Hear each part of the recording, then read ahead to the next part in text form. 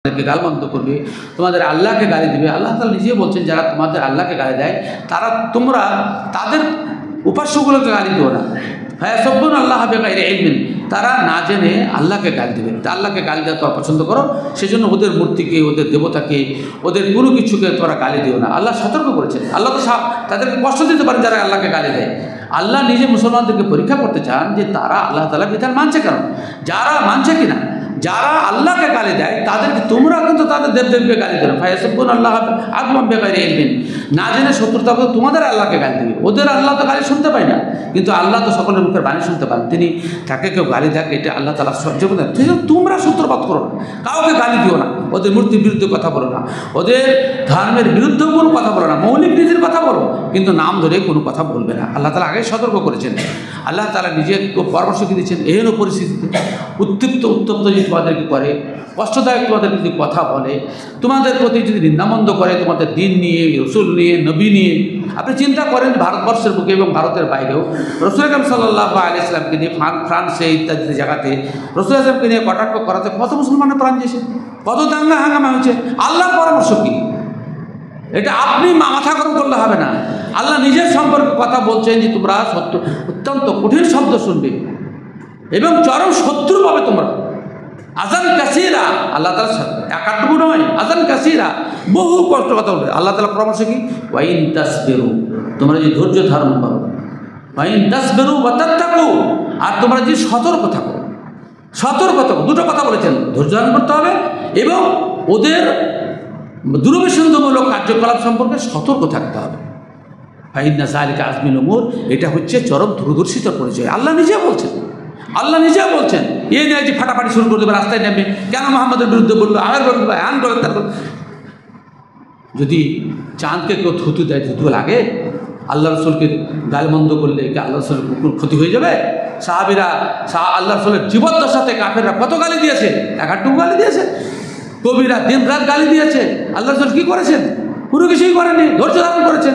আল্লাহ তাআলা নিজেও বলছেন ওয়াইন তাসবিরু ওয়া তাত্তাকু ফাইন্না যালিকা মিন আজমিল উমুর, যদি ধৈর্য ধারণ করো এবং সতর্ক থাকো, তাহলে এটা হচ্ছে সবথেকে দূরদর্শিতার পরিচয়। আজমিল উমুর, চরমতম সঠিক সিদ্ধান্তের বিষয়। আল্লাহ তাআলা নিজে বলছেন, এটা কোরআন মাজিদের কথা। আল্লাহ নিজে বলছে তোমরা ধৈর্য ধারণ করো, সবর করো। নবী মুহাম্মদ সাল্লাল্লাহু আলাইহি ওয়াসাল্লামকে বলছেন ওয়াসবির কামা সাবারা উলুল আযমি মিনার রাসূল ওয়া লা তাসতাজিল লাহুম। আল্লাহ তাআলা নিজে বলছেন যে তুমি হে মুহাম্মদ সাল্লাল্লাহু আলাইহি ওয়াসাল্লাম বড় বড় নবীগণ যেভাবে ধৈর্য ধারণ করেছেন বিরুদ্ধের কথা থেকে, তুমি মুহাম্মদ ওইরকম নররূপ ধৈর্য করো, আর তোমার বিরোধী শক্তির জন্য তুমি তাড়াহুড়ো করো। আল্লাহ তাআলা নিজে সূরা মুজাম্মিল মুহাম্মদ সাল্লাল্লাহু আলাইহি ওয়াসাল্লাম বলেছেন ওয়াসবির আলা মা ইয়াকুলুন ওয়াহজুরহুম হাজরান জামিলা, ওরা যা বলছে তাতে আপনি ধৈর্য ধারণ করুন এবং খুব যেমন আটার মধ্যে থেকে একটা চুল বেরিয়ে চলে আসে, আটা লাগে না, ওদের মধ্যে থেকে বেরিয়ে চলে আসে, তোমাদেরকে যেন কোনো আচরণ না লাগে। খুব সতর্ক এবং সাবধানী। রক্ত আল্লাহ দিয়েছে, শক্তি আলাদা দিয়েছে। আল্লাহ আপনাকে দিয়েছে, গায়ে শক্তি আছে, আপনি 2-4টা লোককে মারতে পারেন, খুন করতে পারেন, ভাঙচুর করতে পারেন, ঠিকই আছে। কিন্তু এই ভাঙচুর এবং মারধরে আপনি নেকিও পেতে পারেন আর আপনি জাহান্নামে যেতে পারেন, কারণ আল্লাহ তাআলার বিধানকে আপনি মানেননি। কোথায় কী করতে হবে, কীভাবে করতে হবে। রাসূল আকরাম সাল্লাল্লাহু আলাইহি ওয়াসাল্লাম যখন 10 দফা চুক্তি করলেন কাফেরদের সাথে, তার মধ্যে অন্যতম চুক্তি হলো কোনো কাফের যদি মুসলিম হয়ে আসে তাহলে তাকে রাসূল সাহেব ফেরত দিয়ে দেবেন, আর যদি কোনো মুসলিম কাফের হয়ে যায় তো ওরা ফেরত দেবে না। এটা আপাত দৃষ্টিতে চরম আপত্তিজনক দফা ছিল। আবু বকর, ওমর, বিশিষ্ট সাহাবীবৃন্দ আল্লাহ রাসূলের নির্দেশ পালন করছিলেন না। রাসূল আকরাম সাল্লাল্লাহু আলাইহি ওয়াসাল্লাম সেই সন্ধির সময় বলেছিলেন, সন্ধির পরে বলেছিলেন যে নবুয়তের জীবনে এর চাইতে কঠিন সময় আমার উপরে আসেনি যে আমি সাহাবীদেরকে একটা কথা বলছি আর মানছি না। তাদের একটাই দাবি ছিল, ওমরের মতো লোকের একটাই দাবি ছিল, আলাসনা আল্লাহ, আমরা কি হকের উপরে নই? তাহলে আপনি অন্যায়ভাবে এই চুক্তি স্বাক্ষর কেন করলেন যে কোনো অমুসলিম যদি মুসলিম হয়ে আসে তাকে ফেরত দিতে হবে, আর কোনো মুসলিম যদি কাফের হয়ে যায় তাকে ওরা ফেরত দেবে না? আপনি এর সই কেন করলেন? রাসূলের বিরুদ্ধে এই যুবশক্তি, যুবশক্তি অনেক কথা বলেছে। ওহুদের যুদ্ধ সংগঠিত হয় এই যুবকদের মেজাজিতে। আপনি চিন্তা করতে পারবেন না, রাসূল সাল্লাল্লাহু আলাইহি ওয়াসাল্লাম নিজে বলতে ইস্তাকবালতু মিনাল আমরি মাস্তাকবারতু, আমি যদি প্রথম জানতাম তো যুবকদের সিদ্ধান্ত মেনে নিতাম না। আমি যদি গায়েবের খবর জানতাম তাহলে আমি সিদ্ধান্ত নিতাম না। আজকে 70 জন সাহাবী শহীদ হলেন ওহুদের যুদ্ধে এবং রাসূল সাল্লাল্লাহু আলাইহি ওয়াসাল্লাম নিজে আক্রান্ত হলেন। এই জন্য রাসূল আকরাম সাল্লাল্লাহু আলাইহি ওয়াসাল্লাম বলেছেন লাবিস্তাকবালতু মিনাল আমরে মাস্তাদবারতু, আমি ভবিষ্যতের খবর জানলে যুবকদের উৎসাহতে, যুবকদের মানে মাথা গরম করাতে আমি মত দিতাম না, আমি রাজি হতাম না। রাসূল আকরাম আল্লাহ তাআলা কোরআন মাজিদের আয়াত মধ্যে নবী মুহাম্মদ সাল্লাল্লাহু আলাইহি ওয়াসাল্লামকে বলছেন যে লাইসা লাকা মিনাল আমরি শাই, আল্লাহ মুহাম্মদ আপনার হাতে কিচ্ছু নেই। এটা ঘটাবার ছিল। সবসময় মাথা ঠান্ডা রাখতে হবে। আমি একটা কথা বলি, সে কথাটা ভালো করবেন, নারী পুরুষ নির্বিশেষে আপনার সাংসারিক জীবনের কথাটা মনে রাখবেন যে আপনি ছোট জিনিস সহ্য করবেন না, আপনাকে বড় জিনিস সহ্য করতে হবে। আপনি কারোর একটা গালি সহ্য করতে পারলেন না, আপনার বিবির একটা খারাপ আচরণ করলেন না, সহ্য করতে পারলেন না, বা স্বামীর একটা খারাপ আচরণ সহ্য করতে পারলেন না, মেলা কিছু ঘটিয়ে দিলেন, পরবর্তী কত দূর ঘটালো। প্রথমেই এটা যদি ধৈর্য ধারণ করতেন তাহলে এত বড় হতো না। প্রথমেই ছোটোতেই আপনি নিজেকে কন্ট্রোল করেন ধৈর্যের মাধ্যমে। সেজন্য শরীয়তে ধৈর্যের ব্যাপারে অনেক মানে উৎসাহিত করা হয়েছে, এবং আল্লাহ তাআলা পরিষ্কার ভাষায় বলছেন আমা ইউলাক্কাহা ইল্লাল্লাযীনা সাবারু আমা ইউলাক্কাহা ইল্লা যু হাযিন আযীম। সৌভাগ্য না ধৈর্যশীল ব্যক্তিদেরকে আল্লাহ রাব্বুল আলামিন এমন মর্যাদা দান করেন যা অন্য কাউকে দান করেন না। সবর করতে আল্লাহ তাআলা বলেছেন, আপনি আয়াত শুনলেন কুতুবুদ্দিনের মুখে। সুতরাং আমাদেরকে ধৈর্য ধরতে হবে, মাথা গরম করতে হবে। কিন্তু আমাদের দেশে মাথা গরম নেতার কোনো অভাব নেই। সমাজে শরীয়তি অন্যায় হচ্ছে, শরীয়ত বিরোধী কার্যকলাপ হাজারো হচ্ছে, এই ব্যাপারে একটা মুখ খুলবে না। যখনই মুসলিম অমুসলিম ইস্যু আসবে তখন এদের মাথা গরম, পাবলিককে উৎসাহিত করবে, বেনামাজি, টাকাবাজি, শয়তান, হারামখোর, দিনরাত মোবাইলে পড়ে থাকে এই সমস্ত যুবকগুলা, তখন এদের মানে নিজের শক্তি প্রদর্শনের একটা সুযোগ চলে আসে। এই ধরনের কাজ কিন্তু করা যাবে না। আল্লাহ তাআলা নিজে বলছেন দারাবাল্লাহু, ভালো করে আয়াতটা শুনেন, দারাবাল্লাহু মাসালান ক্বরিয়াতান কানাত আমিনাতাম মুতমাইন্নাতান ইয়াতিহা রিজকুহা রাগাদাম মিন কুল্লি মাকান ফাআযাকাহুমুল্লাহু লিবাসাল ফাকাফারাত বিআনআমিল্লাহ ফাআযাকাহুমুল্লাহু লিবাসাল জুই ওয়াল খাউফি বিমা কানু ইয়ামালুন। কত স্পষ্ট কথা। একটা দেশ শান্তিতে নিরাপত্তা ছিল, সমস্ত দিক থেকে তাদের রুজি রোজগারের ব্যবস্থা ছিল। হ্যাঁ, তো আল্লাহ তাআলার প্রদত্ত নিয়ামত, আল্লাহ তাআলা যদি সুখ সমৃদ্ধি দিয়েছে, এর শুকরিয়া আদায় করলো না, বদমাশি করতে লাগলো। তো আল্লাহ রাব্বুল আলামিন তাদেরকে দুটো শাস্তি দিলেন, একটা হচ্ছে ভয়ের শাস্তি আর একটা হচ্ছে অভাব, খাদ্যের অভাবের শাস্তি। আল্লাহ তাআলা বলছেন মাকানি আমরুন, তারা যে অপরাধ করছিল সেই অপরাধের বিনিময়ে আল্লাহ পাক রব্বুল শাস্তি দিয়ে দিলেন। তাহলে কোনো দেশ শান্তিতে থাকার পরে আজকে যে অশান্তি শুরু হয়েছে, কোরআন এবং সহিহ সুন্নাহর মাপকাঠিতে নিজের মূল্যায়ন করা উচিত। প্রত্যেক ব্যক্তিকে নিজেকে নিয়ে ভাবা উচিত যে আমি কতটা শরীয়ত মেনে চলি। আমি এক একটা করে যে নাম ধরি যে সমস্ত অপরাধগুলো হচ্ছে, তাতে আপনি বিস্ময়ে হতবাক হয়ে যাবেন যে আমরা আসলেই মুসলিম না অন্য কিছু, আসলে কিছু। এই সমস্ত আযাব আল্লাহ রাব্বুল আলামিনের পক্ষ থেকে আসছে। আর আল্লাহ তাআলা নিজে পরিষ্কার ভাষায় বলছেন যে ওয়াইজা আরাদাল্লাহু বিকওমিন সুআন ফালা মারাদ্দা লাহুম ওয়া মা লাহুম মিন দুনিহি মিন ওয়াল।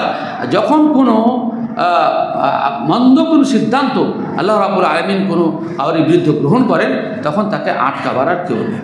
আপনি যতই প্রতিরোধ গড়ে তোলেন, আটকাবার কেউ থাকে না। আমি একটুখানি পিছনের দিকে যাই। সাহাবায়ে কেরামদের কিছু কিছু মন্দ করা আচরণ করাতে তৎকাল আল্লাহ তাআলা শাস্তি দিয়েছেন। একটা উহুদের যুদ্ধে আল্লাহ রাসূলের নির্দেশ না মেনে দুই পাহাড়ের মধ্যবর্তী গিরিপথকে ত্যাগ করে দুনিয়ার প্রতি লুটে পড়লো। আজকে যেমন আমাদের দেশের বিশেষ করে বেলডাঙ্গা এলাকার লোক তোমার এই ব্যাপারে মানে প্রথম লাইনে আছে যে দুনিয়ার টাকা পয়সা যেখান থেকে আসুক সেটা উপার্জন করতে হবে।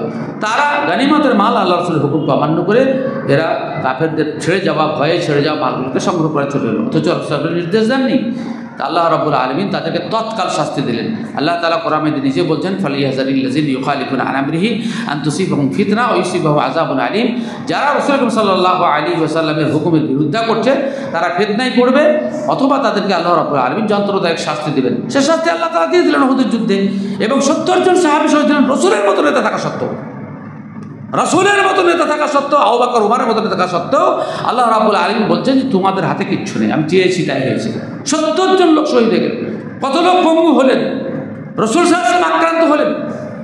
শুধু একটা অর্ডার, একটা হুকুম রাসূল সাল্লাল্লাহু আলাইহি ওয়াসাল্লামের অমান্য করার কারণে যদি এত বড় শাস্তি সাহাবাদের দিলেন। দ্বিতীয়,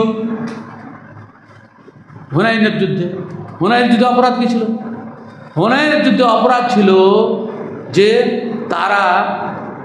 তাদের একটাই ছিল যে আমরা বদরে ৩১৩, উহুদে ১০০০ জন, এবং খন্দকের যুদ্ধে আরও কিছু 5,000 জন, এবং পরে এখন মানে 8,000 10,000 হয়ে গেছে। তা আমাদেরকে আর কেউ হারাতে পারবে না। এই যে মুসলমানদের অহংকার যে আমরা সংখ্যা 80% আছি বা 70% আছি, সাহাবাদের মধ্যে এই ভাবনাই দিয়েছে। কোরআনে সব কিছু আল্লাহ তাআলা বলে দিয়েছেন। সাহাবাদের মনে অহংকার জন্মেছিল যে আমরা 313 জনে দিয়েছি, এখন তো 10,000 কাছাকাছি, তাহলে আমাদেরকে কে হারাই? কী হয়েছিল রেজাল্ট? কোরআনে তার বর্ণনা আছে, হাফিজের মুখ থেকে আসলেন, ওয়াইয়াউমা হুনাইনিন ইয আ'জাবাতকুম কাসরাতুকুম ফালাম তুগনি আনকুম মিনাল্লাহি শাইআ। আল্লাহ রাব্বুল আলামিন বলেন, হুনাইনের দিন তোমাদের মধ্যে অহংকার জমে গেছিল, কাসরাতের, সংখ্যাধিক্যের। সংখ্যাধিক্যের যে কথা আমাদের মুসলিম নেতারা, মুসলিম তথাকথিত মুসলিম তহদি, নিজে নামাজ নাই, ধর্ম নাই, কর্ম নাই, এইসব নেতারা বলছে যে আমরা সংখ্যায় এত, আমাদের অধিকার দিতে হবে। এটা শরীয়তের কথা? শরীয়তের কথা? চাকরি না পাওয়া এটা শরীয়তের কথা? প্রত্যেকটা রিজিক ওখান থেকে বরাদ্দ হয়, এ বিশ্বাস নেই? নাহানু কাসামনা মাঈশাতাহুম বাইনাহুম ফিল হায়াতিদ দুনিয়া ওয়া রাফা'না বা'যাহুম ফাওকা বা'যিন দারাজাত। জীবিকা আমি পৃথিবীর বুকে বন্টন করে দিয়েছি, একজনের চাইতে অন্যকে বেশি দিয়েছি। রাসূল সাল্লাল্লাহু আলাইহি ওয়াসাল্লাম নিজে বলছেন যে মুমিনদের জন্য দুনিয়া হচ্ছে জেলখানার মতো, আর দুনিয়া সিজনুল মুমিন জান্নাতুল লিল কাফির। তো কাফেরদেরকে তো সম্পদ আল্লাহ তাআলা নিজে বেশি দিবেন। আল্লাহ তাআলা রাসূল সাল্লাল্লাহু আলাইহি ওয়াসাল্লাম বলছেন, লাউ কানাতিদ দুনিয়া তা'দিলু ইনদাল্লাহি জানাহা বাউযাতিন মা সাকা কাফিরাম মিনা শুরবাতা মাইন। দুনিয়ার মূল্য যদি আল্লাহ তাআলার কাছে মশার ডানার সমান হতো, একটা কাফেরকে এক ঢোক পানি পান করতে দিত। দুনিয়ার দাম যেহেতু কিছুই নেই, সেজন্য মুসলমানদেরকে সম্পদের পিছনে দৌড়তে নিষেধ করেছেন।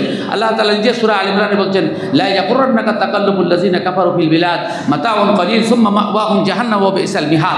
আল্লাহ তাআলা বলছেন, কাফেরদের চাকচিক্যময় জীবন থেকে তুমি ধোকায় পড়ো না। অল্প দিনের জন্য কিছু উপকৃত, কিন্তু কাফেরে গিয়ে তাদের কিছু নেই, তোমরা উপকৃত, ওরা তখন ক্ষতিগ্রস্ত। আমরা কম্পিটিশন চাইছি, ট্যালি করছি যে ওদের কেন বেশি, আমাদের কেন কম। আরে আল্লাহ তো নিজেই বলছে যে তোমাদেরকে আমি কম দিব। আল্লাহ নিজে বলছেন কম দিব। আল্লাহ বন্টন নীতিতে অসমতা রেখেছেন, তার পিছনে কিছু রহস্য আছে। কিন্তু আমরা ভাবছি যে আমাদের প্রাপ্য অধিকার অন্য কেউ ছিনিয়েছে। কারোর ক্ষমতা আছে? সেই বুখারীর এক লম্বা হাদিসে রাসূল সাল্লাল্লাহু আলাইহি ওয়াসাল্লাম বলছেন, তাকদীরের ব্যাপারটা বোঝার জন্য আপনাদেরকে হাদিসটা শোনাচ্ছি।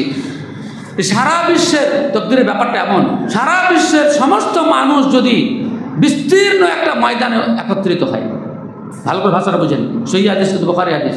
সারা বিশ্বের সমস্ত মানুষ যদি সুবিস্তৃত একটা ময়দানে একত্রিত হয়, কি সিদ্ধান্ত নেওয়ার জন্য? যে জনৈক ব্যক্তিকে আমরা কিচ্ছু দিতে দেবো না, ওকে মেরে ফেলবো। আর আল্লাহ যদি সিদ্ধান্ত তাকে যখন দেব, তো এরা বাধাইতে পারবে না, আর তার কাছে সে জিনিস পৌঁছাবেই।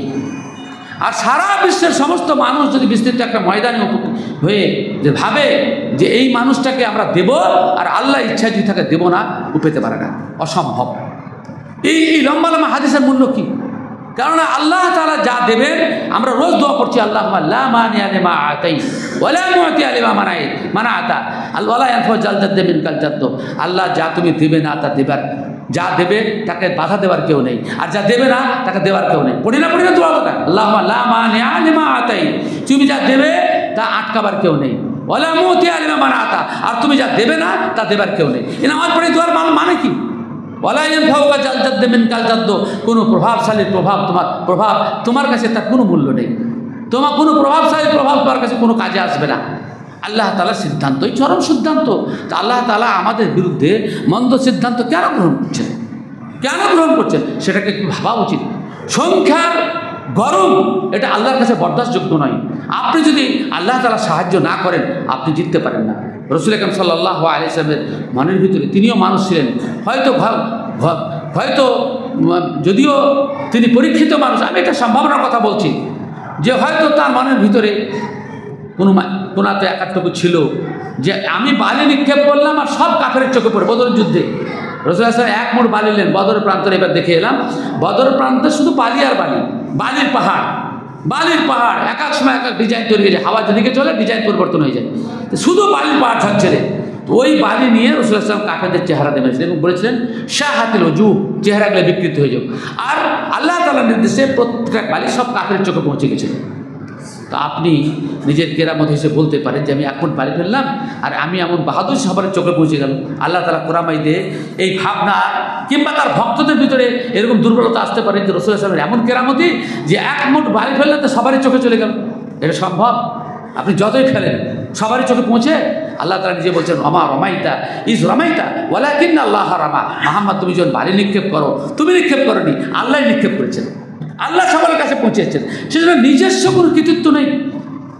হুনাইনের যুদ্ধে সাহাবীদের প্রায় 10,000 অহংকার জমে গেল যুদ্ধের ময়দানে, আজকে আমাদের হারাবার কেউ নেই। আর বিপক্ষের পক্ষ থেকে যখন তীর ধনুক আসলো, একজনও ছিল না ময়দানে। তাদের মধ্যে হলো সাহাবীদের দল, যাদের সম্পর্কে আল্লাহ তাআলা নিজেকে বলেছে রাদিয়াল্লাহু আনহু ওয়া রাদু আনহু। আল্লাহ তাদের প্রতি রাজি, তারাও আল্লাহ তাদেরকেও রাজি করবেন। সেই সাহাবীদের দল আল্লাহ রাসূলকে একাই ছেড়ে ময়দান থেকে সব পালিয়ে গেছিলেন। আপনি একজন নেতা হিসেবে কি মনে করেন? সংখ্যার বলে আমি জিতবো এই ভাবনা যদি থাকে, দলে আমরা বেশি এই ভাবনা যদি থাকে, কোনোদিন জিততে পারবেন না। আপনাকে কচুকাটা করে দেবে। এটা স্বাভাবিক নিয়ম, স্বাভাবিক নিয়ম। সব পালিয়ে গেল। আল্লাহ নিজে বলছেন এই অহংকারের কারণে হয়েছে। রাসূল আকরাম সাল্লাল্লাহু আলাইহি ওয়াসাল্লাম পালাতে পারলেন না, কেননা যুদ্ধ ময়দান থেকে পালিয়ে যাওয়া ঈমান নষ্টের কারণে একটা। রাসূল আকরাম সাল্লাল্লাহু আলাইহি ওয়াসাল্লাম নিজে স্লোগান দিতে শুরু করলেন, আনান নবিয়্যু লা কাযিব আনা ইবনু আব্দুল মুত্তালিব। আমি ভণ্ড নবী নই, মিথ্যুক নবী নই, এবং আমি আব্দুল মুত্তালিবের সন্তান। এবং তারপরে তিনি ধীরে ধীরে সাহাবাদেরকে ডাকলেন, সব আস্তে আস্তে জমা হলো। তারপরে মার খাওয়ার যুদ্ধ তওবা ইস্তেগফার করার পরে আবার তারা যুদ্ধে। আমার কথা হচ্ছে যে সাহাবাদের দল যদি এগুলো পড়ে যায়, আপনি কী ভাবেন? আপনি একজন নেতা, মিছিল করতে গেছেন, মিটিং করতে গেছেন, আর কোনো দিক থেকে গুলি এলো, পিছনে লোক পাবেন তো?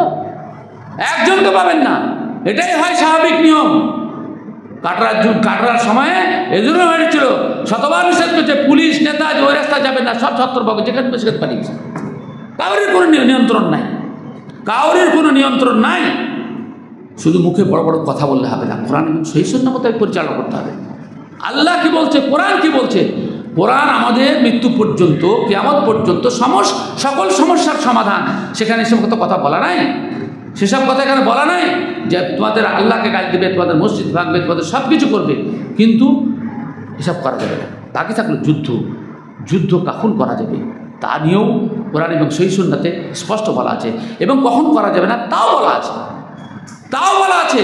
সাহাবায়ে কেরামদের যুগে একজন যখন প্রথম অবস্থায় ঈমান খুব জোরদার, তখন 100তে 1000 জন, 100 জন মোকাবিলা করবে 1000 জন।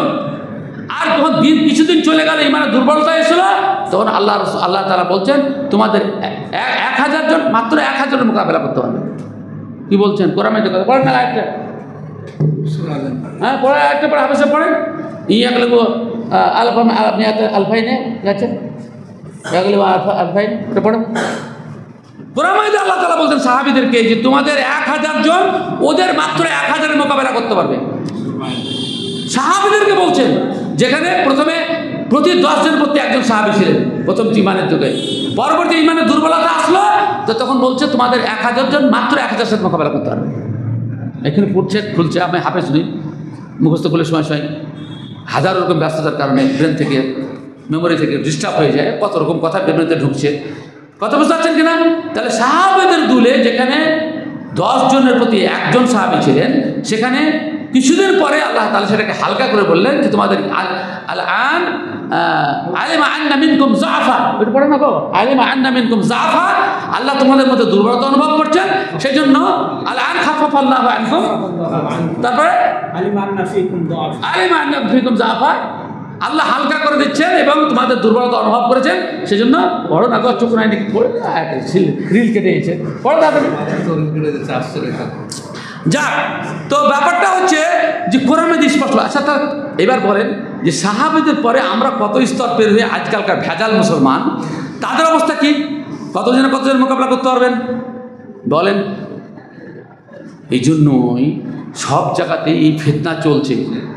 জিহাদ করতে হলে আপনাকে প্রথমত ঈমানের দিকে দেখতে হবে, আপনার ঈমানের মজবুতি কতটা আছে, আপনি কতটা টিকে থাকতে পারবেন, আপনার বাল বাচ্চা পাড়া প্রতিবেশী পরবর্তী যে ঝামেলাগুলো হবে কতটা সহ্য করতে পারবে, তারা কতটা দখল নেবে।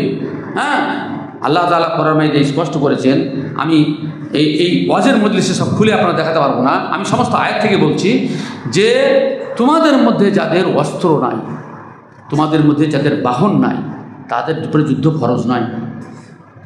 আপনি বলেন আপনার হাতে কী অস্ত্র আছে, কী বাহন আছে আপনার? হ্যাঁ হ্যাঁ ওইটাই আলফাইন তারপরে আছে। কেমন হাফেজ গো এই সবগুলোকে এখন ইম্পর্টেন্ট এই বক্তব্যগুলো মনে মুখস্থ করে জানা বলতে হবে মানুষের কাছে। মানুষ খালি পাগলের মতন ঢুকছে, দাড়ি কাটা বেদাম গিটের নিচে পোশাক পরা নেতারা, যার বদমাইশের দিন নাই, নামাজ নাই, শরীয়ত নাই, ওদের পিছনে দৌড়াচ্ছে। খবরদার, ধোকা খাবেন না, ধোকা খাবেন না। আমাকে হুমকি দিচ্ছে ফোনে, কী করছেন আপনারা? আমাদের বলছে হিজড়া বলে, হিজড়াও ভালো, হিজড়াও ভালো, কিন্তু এমন মাস্টার যে পরের বিবেকে ধর্ষণ করবে, ও লোক ভালো নয়। হ্যাঁ, তো ব্যাপারটা যেটা হচ্ছে যে মাথা ঠান্ডা রাখতে হবে। আপনাকে একজন নেতাকে সবসময় হুঁশ করতে হবে যে আমি যুদ্ধের আগুন লাগিয়ে দেব, পরবর্তীটা ট্যাকেল দিতে পারবো কিনা, এটা সবসময় আপনাকে স্মরণ রাখতে হবে। এই পরবর্তীতে আমার কতটা ক্ষমতা আছে ট্যাকেল দেওয়ার, না হয় তাহলে আপনি কাজ করতে গেলেন কেন? বড় আয়াত পড়ো না, আমার চোখে তো ছানি পড়ে দেখতে পেয়েছি না খাবা।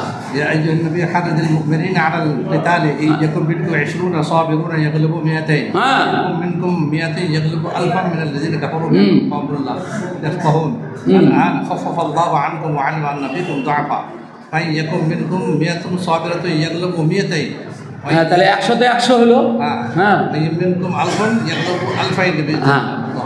তো 100-তে 200 তো ডবল হয়েছে, ডবল হয়েছে। তো ব্যাপারটা 10 গুণ থেকে নেমে এসে দ্বিগুণ হয়েছে। হ্যাঁ, তো কতটা আল্লাহর সাহাবীদের মধ্যে ইমান দুর্বলতার কারণে 10 গুণ থেকে দ্বিগুণে নেমে এসেছিল। আর আমাদের ইমান বলেন, কতজনের রুজি শরীয়ত মোতাবেক আছে, কতজনের সুন্নাহ মোতাবেক নামাজ পড়ি, কতজনের বাড়িতে পর্দা আছে, কতজনের মুখে লাগাম আছে, কতজনের কোরআন পড়তে জানি, কতজনের জিকরুল্লাহতে ব্যস্ত। দাড়ি টুপি থাকলেই তো পাকা ইমানদার নয়। হ্যাঁ, আমাদের শরীর তো আমাদের মধ্যে কত দুর্বলতা, সেজন্য আমাকে দেখতে পারে না এই সমস্ত নেতারা, যাদের চক্ষু সুলামি। আমি বলি ভাই, যে কথা বলবা কোরআন দিয়ে কথা বলো, যে কথা বলবো হাদিস দিয়ে কথা বলো। বেদলিল আমি যুক্তি, তুমি যুক্তি দিবা, তোমার থেকে বেশি ভালো যুক্তি দিব, বা তোমার থেকে যুক্তি আরও কোনো নেতা ভালো দেবে, ওই যুক্তি চলবে না। মানুষ যুক্তি চলবে না, দলিল দিয়ে কথা বলো, দলিল দিয়ে কথা বলো। তোমাকে প্রত্যেকটা সিদ্ধান্তের ব্যাপারে আল্লাহ তাআলাকে জবাব দিয়ে করতে হবে, তুমি এই সিদ্ধান্ত কেন নিয়েছো। লা তাকফু বিমা লাইসা লাকা বিইলম ইন্নাস সামআ ওয়াল বাসারা ওয়াল ফুআদা কুল্লু উলাইকা কানু আনহু মাসউলা। তোমার বোধ শক্তি, তোমার শ্রবণ শক্তি, তোমার দর্শন শক্তি, সব বিষয়ে আল্লাহ তাআলা জিজ্ঞাসা করবেন। সেজন্য আমাদেরকে সতর্ক থাকতে হবে, সাবধান হতে হবে, কথা মেপে বলতে হবে, ধৈর্য ধারণ করতে হবে।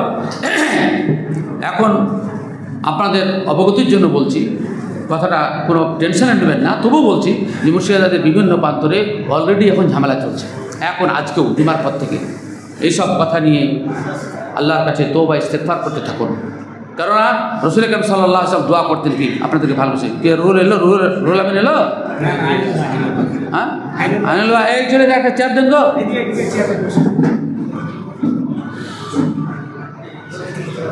আরে শ্রোতার মঞ্চে বসলে হবে, আল্লাহ সম্মানিত করেছে। জেনেছো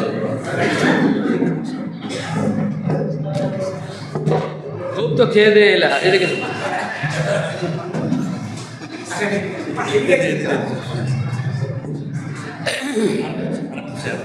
আজকের বক্তব্য তোমার কি আছে? ওই কথা বলাটা বলবা। হ্যাঁ, তুমি কথা বলার বক্তব্যটা বলবা, যা যে সে কথা বলা উচিত নয়। হ্যাঁ, দেখিস শুনিস বলিস না, পরের বিবাদ কিনিস না, বাংলা একটা কথা আছে। আর আরবিতে একটা কথা আছে, ফাকুল কান্নাকা লাম তাসমা ওয়া লাম ইয়াকুলি। তুমি এমন হয়ে যাও জানো তো ও বলেনি আর তুমি শুনোনি, সব কথা শুনে রিয়াকশন দেওয়ার দরকার নাই, ফেসবুকে কমেন্ট করার প্রয়োজন নাই। ফাকুল কান্নাকা লাম তাসমা ওয়া লাম ইয়াকুলি, ফেসবুকে কমেন্ট করতে খুব ব্যস্ত, বড় মাস্তান। হ্যাঁ, এদেরকে কিবোর্ড মুজাহিদ বলছে, কিবোর্ড মুজাহিদ, ময়দানে কিছু নাই, কিবোর্ড মুজাহিদ। তাহলে আঙুলে টিপে টিপে যুদ্ধ করছে বসে বসে আর আগুন লাগাচ্ছে। এইসব করবেন না, প্রত্যেকটা কথা মেপে বলবেন, সাবধানে বলবেন, সতর্ক থেকে বলবেন। জেনে রাখবেন যে আমাদের এই ফিতনার সময় আল্লাহ রাসূল সাল্লাল্লাহু আলাইহি ওয়াসাল্লামের পরামর্শ কী, ফিতনার সময় পরামর্শ কী। আমাদেরকে অনেকে বলে যে এরা কাপুরুষ, এরা কাপুরুষ বলবে, এতে কোনো সন্দেহ নাই। এরা কাপুরুষ, ওরা সুপুরুষ। দুনিয়াতে লাভের লাভ কী করেছে সেটা হিসাব দিতে পারবে না, কিন্তু আমাদেরকে কাপুরুষ বলে, হিজড়া বলে। আল্লাহ তাআলার পরামর্শ কি? আপনাদেরকে সূরা নিসা থেকে একটা লম্বা আয়াত আপনাদেরকে শোনালাম। আল্লাহ তাআলার পরামর্শ হচ্ছে, কথা বলেন না, আল্লাহ ভালো কথা বলছিলেন, আল্লাহ তাআলার পরামর্শ হচ্ছে যে তোমরা ধৈর্য ধারণ করবে, সবর করবে এবং সতর্ক থাকবে। সতর্ক থাকতে বলছেন, ফুজু হিজরাকুম, সতর্ক থাকো। সতর্ক আমরা কতজন আছি জানি না। যেমন আমার বাড়িতে সাপ মারার লাঠি নেই, আমার বাড়িতে সাপ মারার লাঠি নাই। আমার 2 বেটা আছে, তো আমার থেকেও বেশি আরও আমিষ, নিরামিষ। ও কিছুই জানে না যে আমরাও তো অত জোয়ান অবস্থায় এখন লাঠি বাটি কাটতাম সাপের লেগে বা কোনো তরকার লেগে, ওদেরকে বুঝিয়েও পারি না। হ্যাঁ, মাছের ঝাড় আছে, সব কিছু আছে, একটা লাঠিও নাই আমার বাড়িতে, একটা সাপ মারার লাঠিও নাই। তো আল্লাহ তাআলা সতর্ক থাকতে বলেছেন। সতর্ক থাকার ব্যাখ্যার কথা প্রয়োজন নাই, সতর্ক থাকতে বলেছেন এবং ধৈর্য ধারণ করতে বলেছেন। পদক্ষেপ নেওয়ার আগে 50 বার ভাবার কথা বলেছেন। আমাদেরকে উত্তেজিত হলে হবে না। আমরা বেলডাঙ্গার অধিবাসীগুলো ভালোভাবে জানি, সুতরাং আপনাদেরকে বুঝাবার কোনো বেশি যাওয়ার প্রয়োজন নেই। আপনারা সংখ্যায় এত বেশি থাকা সত্ত্বেও মাঠপাড়ার ঘটনা, আরও ঘটনা। আমি তো বেলডাঙ্গার আধখান অধিবাসী, হ্যাঁ, বেলডাঙ্গার আধখান অধিবাসী। বেলডাঙ্গা আস্তে আস্তে বেলডাঙ্গা সম্পর্কে বলতে বলতে চুলদাড়ি সব গেল, পিঠো পূজা হয়ে গেল। আমি তো জানি, কিন্তু আমাদেরকে কোনো কাজ করার আগে যুবকদেরকে খাস করে শতবার ভাবতে হবে যে আমি যে কাজ করতে যাচ্ছি তার ফিডব্যাক আমি সামলাতে পারবো কিনা। হ্যাঁ, টিট ফর ট্যাট, ইট কাটলে প্যাকটেল খেতে হবে। হ্যাঁ, তো এইসব ভাবা নিয়ে আমাদেরকে শতবার ভাবা উচিত। যেখানে আমরা প্রশাসন নয়, কেউ নই, আমরা কেউ কিছু নেই। আমাদের এমএলএরা শুধুমাত্র হাত তোলা পাঠিয়ে, ওদের কোনো ক্ষমতা নাই, সমস্ত ক্ষমতা সব কিছু আছে। সেজন্য এইসব কাজ উত্তেজনা সৃষ্টির কোনো প্রয়োজন নেই। আল্লাহর কাছে বিচার সঁপে দেন, ইস্তেগফার করেন, কোনোতে নাজেলা পড়েন। যখন আল্লাহ রাসূল ক্ষমতা ছিল না, তখন কী করেছিলেন? 70 জন সাহাবীকে শহীদ করার পরে হাফেজে কোরআনের সাথে কী করেছেন আল্লাহ রাসূল? যখন ক্ষমতা ছিল না আল্লাহ রাসূলের, ইসলামী স্টেট প্রতিষ্ঠিত হয়নি, 70 জন সাহাবী হাফেজে কোরআন, কিছু লোক ধোকা দিয়ে বলল যে এদেরকে পাঠান, আমাদের এলাকাতে দাওয়াতে তাবলীগের কাজ করবে। আল্লাহ রাসূল সদাবরে পাঠিয়ে দিলেন, সব 69 জনকে মেরে ফেলল। ওরা 69 জনকে মেরে ফেললো। আর একজন কোনো রকম পালিয়ে এসে আল্লাহ রাসূলকে খবর দিলেন যে 70 সবকে মেরে ফেলে দিয়েছে। আল্লাহ রাসূল এখন কী করেছিলেন? শক্তি ছিল না। রাসূল সাল্লাল্লাহু আলাইহি ওয়াসাল্লাম 1 মাস যাবৎ 5 ওয়াক্ত নামাজে বিপদের দোয়া পড়েছিলেন, কোনোতে নাজেলা পড়েছিলেন। একটা সহিহ বুখারীর হাদিস, 5 ওয়াক্তে আল্লাহুম্মা ইগফির লানা ওয়া লিল মুমিনিনা ওয়াল মুমিনাত ওয়াল মুসলিমিনা ওয়াল মুসলিমাত ওয়া আলিফ বাইনা কুলুবিহিম ওয়া আসলিহ যাতা বাইনিহিম। এখানে দোয়া আছে মুসলিমদের ঐক্যবদ্ধ করা। ঐক্য কিসের ভিত্তিতে হবে? বেনামাজি নামাজিতে ঐক্যবদ্ধ হয়? কোনদিন হয়? হ্যাঁ, এদের সাথে বন্ধুত্বই রাখা যাবে না। ইয়া আইয়ুহাল্লাযীনা আমানু লা তাত্তাখিযু আবাআকুম ওয়া আবনাআকুম আউলিয়া ইন ইসতাহাব্বাল কুফরা আলাল ঈমান। এই জিহাদ সম্পর্কে অবতীর্ণ হয়েছে যে এই অবস্থাতে তোমাদের যে সমস্ত ছেলেরা বা বাপেরা ঈমান ভালোবাসে না, কুফরকে অগ্রাধিকার দেয়, এদের সাথে বন্ধুত্ব রাখিও না, এদেরকে ভালোবাসিও না। যারা এদের সাথে বন্ধুত্ব রাখবে তারাই হচ্ছে জালেম। তাহলে এদের সাথে বন্ধুত্বই রাখা যাবে না। আপনি তাহলে ঐক্যের বাতাবরণ কী করে সৃষ্টি করবেন? ভাই সকল, সুতরাং আমাদেরকে সতর্ক হতে হবে, সাবধান হতে হবে, কথা মেপে বলতে হবে। সমস্ত জায়গাতে কমেন্ট করা যাবে না, আর সমস্ত কথাকে গুরুত্ব দিলে হবে না। ঠান্ডা মাথায় আপনি একটা গভীর পানির মাছ, কেউ না চাইলে আপনি নাচবেন না। পরিস্থিতি যতক্ষণ পর্যন্ত আপনার অনুকূলে না হচ্ছে কিংবা আপনার প্রতিকূলে গেলে আপনার যদি ক্ষমতা না থাকে, আপনাকে ধৈর্য ধারণ করা ক্ষতির দিক থেকে কম, তুলনামূলক কম ক্ষতি হবে। আর আপনি যদি মাঝখানে দেখাতে যাবেন, আপনার তুলনা বেশি হয়ে যাবে। একজন বুড়া যদি কোনো জোয়ান মানুষের সাথে লাগে, হ্যাঁ, এখন চলতে পারে না, বুড়া মানুষকে মেরে দিলে তারপরে পরিণতি কী হবে? বুড়াকে ভাবতে হবে না যে আমার ক্ষমতা নেই, এক ধাক্কা দিলে আমি 3বার মানে পাল্টি খাবো। এটা তো ভাবা উচিত নাকি? ভাবা উচিত নয়। প্রত্যেক ব্যক্তিকে নিজের নিজ স্তর থেকে তার কতটা বেশ, তার ক্ষমতা, সব কিছু ভাবতে হবে। এই কুল্লা আজিদু মা আহমেলুকুম আলাইহি, ওটা পারো তো? লাইসা আলা দুআফা, এই যে তোবার একটা পড়ো, আহমেলুকুম আলাইহি। হাফেজ সাহেব, ওই হাফেজ সাহেব কেউ বলেন কুল্লা আজিদু। আমার ঘরে নেট ছিল না, আমি সব নোট করে নিয়ে আসতাম খাতাতে। আজ এখন পর্যন্ত নেট নাই, আমার কিছু না। আপনাদের বেলডাঙ্গাতে নেট আছে, তাও কতক্ষণ থাকবে আল্লাহ পাক ভালো জানে। সূরা তওবা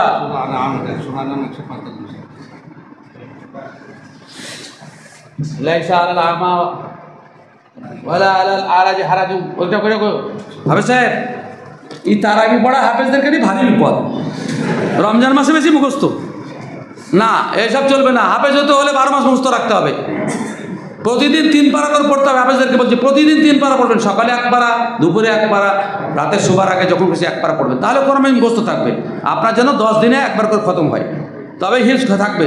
আর না হলে শুধু তারাই পড়া পয়সার জন্য হিফজ করা, রোজ মুখস্থ করবে, রোজ শোনাবেন, এতে নেকিও পাওয়া যাবে না, হিফজও থাকবে না। ও হাফেজ হওয়ার কোনো প্রয়োজন নেই।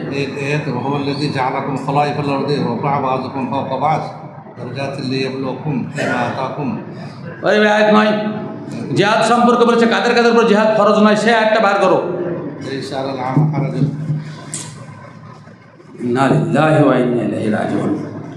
আমার বাপ হাফেজ করতে পাঠিয়েছিল, একটু 1 মিনিট শুনিলেন, একটু হাসেন। হিফজ করতে পাঠিয়েছিল, তো তখন হিফজের মাদ্রাসা ছিল না, গোটা পশ্চিমবাংলায় ছিল না। একটা ছিল হানাফিদের কলকাতাতে, আর একটা ছিল মহিষাঢরি। তো ওখানকার শিক্ষক হাফেজ, শিক্ষকও অন্ধ, ছাত্ররা অন্ধ। তা আমাদের দেশের ভাবনা ছিল যে হাফেজ মানে কানা, অন্ধ লোক, কোরআন পড়ে জানা, এখনও ছিল। তা আমার হ্যাঁ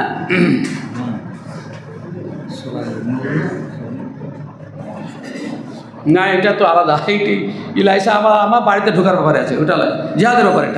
এটা তো সূরা নূর চলে গেল। আর তওবা থেকে বলছি, আর আজ বাহির করো তাহলে হবে। তো ব্যাপারটা যেটা হচ্ছে যে হিফজ করতে দিল, তো শিক্ষক বন্ধ আর ছাত্র সব বন্ধ, আমি একটা চোখলা। তা আমাদের দেশের লোক আব্বাকে খুব বিরক্ত করতে লাগলো যে আপনি ইসমাইল মৌলভী, আপনার ছেলে চোখলা, ওকে কানা করতে কেন পাঠালেন? মানে হাফেজ মানে অন্ধ, তার মানে হিফজ করতে করতে ইয়ে অন্ধ হয়ে যাবে, এটা লোকেদের ভাবনা ছিল। এই হাফেজ চিন্ত না তো। আর যত অন্ধ আসে আর কোরআন মুখস্থ নাই, তা বলে আমি হাফেজ সাহেব বলে না গো, কিছুই মুখস্থ নাই, তা বলে আমি হাফেজ সাহেবকে দিয়ে যাবেন কিছু। কিন্তু আমাকে মানে লোকে বিব্রত করে দিল, হিফজ করতেই দিল না। তোর বাপ তোকে অন্ধ করতে পাঠিয়ে চোখে দেখতে পাবি না, একটা ভুল ধারণা চলে এসেছিলো। আমি প্রায় 7 পারা মুখস্থ করেছিলাম। সে মুখস্থর ওর ইতিহাস আলাদা। শিক্ষক যখন অন্ধ তখন কোরআন থেকে পড়ে দিলেও কি বুঝতে পারছে? এরকম ঘটনা ঘটেছে মেলাতে। তো আলহামদুলিল্লাহ অবস্থার পরিবর্তন ঘটেছে। তো এলো না,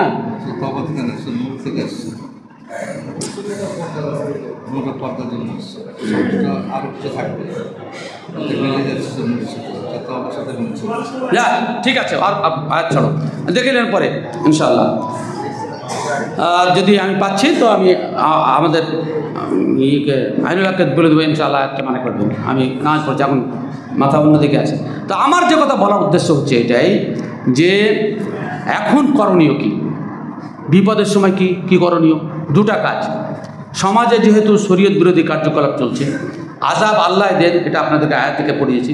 2টা কাজ। 1 নম্বর হচ্ছে দাওয়াতের কাজ বেশি বেশি শুরু করে দিতে হবে। দাওয়াতের কাজ বেশি শুরু করবে, এটা আমার কথা না, কোরআন মাজিদের কথা। হ্যাঁ, দাওয়াতের কাজ ব্যাপক হারে শুরু করতে হবে, যে কাজে আমাদের নেতাদের কোনো নেই। একটা মানুষকে দাওয়াত দিয়ে তাকে দিনের পথে আনা যতটা জরুরি, তার থেকে আমার আত্মরক্ষার জন্য জরুরি। কারণ আমি যে দাওয়াতের কাজ না করি, আল্লাহ আযাব পাঠাবেন। আল্লাহ তাআলা নিজে বলছেন, ওয়া মা কানা রাব্বুকা লিইহলিকাল কুরা বিযুলমিন ওয়া আহলুহা মুসলিহুন ইল্লা ওয়া আহলুহা মুসলিহুন। আল্লাহ তাআলা বলছেন যে কোনো দেশকে অপর পাপের কারণে আমি ধ্বংস করি না। ভাষাটা ভালো করে শুনেন, বেড়া দেওয়া আস্তে লোক আসা। আল্লাহ তাআলা বলছেন কোনো দেশকে পাপের কারণে আমি ধ্বংস করি না, যদি সে দেশের লোক সংস্কারের কাজ করে, ইসলামের কাজ করে, দাওয়াতের কাজ করে, তাহলে সে দেশকে আমি ধ্বংস করবো না। তাহলে কি, যে সমস্ত লোকগুলো আমরা ভালো মানুষ আছি, তারা যে প্রত্যেকে দাওয়াতের সাথে যুক্ত হয়ে যায়, ভাই অন্যায় কাজ করছি না, আমাদের উপরে আযাব আসছে, ভাই অন্যায় কাজ করছি না, তাহলে আল্লাহ তাআলা আযাব বন্ধ করে দেবেন।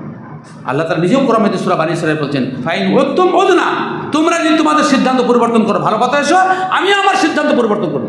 আল্লাহ নিজে বলছেন, কোরআন মাজিদের কথা। আল্লাহ তাআলা কোরআন মাজিদের সূরা বানী ইসরাঈল বলছেন, ভালো করে শুনেন। আল্লাহ তাআলা নিজে বানী ইসরাঈল বলছেন, ওয়াইজা আরাদনা, একদম সহজ বাংলায় বলছি, ব্রেনটা এদিকে রাখলে এদিকে দিকে তাকাইও না।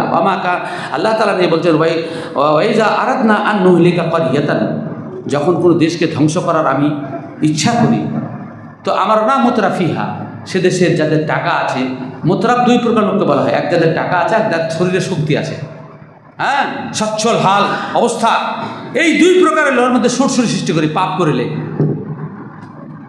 লটারি, ঘুষ, জুয়া, হারাম কারোবার, চুলের ব্যাপার, আপনাদের এখানে নতুন করে ফেতনা হয়ে গেলাতে চুলের ব্যবসা, হ্যাঁ, বিড়ি, যত কিছু।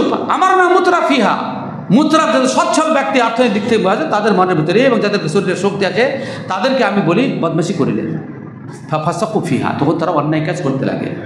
হ্যাঁ, ফাহাক্কা আলাইহিল কওল, একটা পর্যায়ে গিয়ে আল্লাহ তাআলা সেই সিদ্ধান্ত পৌঁছেছেন দেশকে ধ্বংস করা উচিত। ফাদাম্মারনাহা তাদমিরা, তখন সমূলে সেটাকে ধ্বংস করে দিই।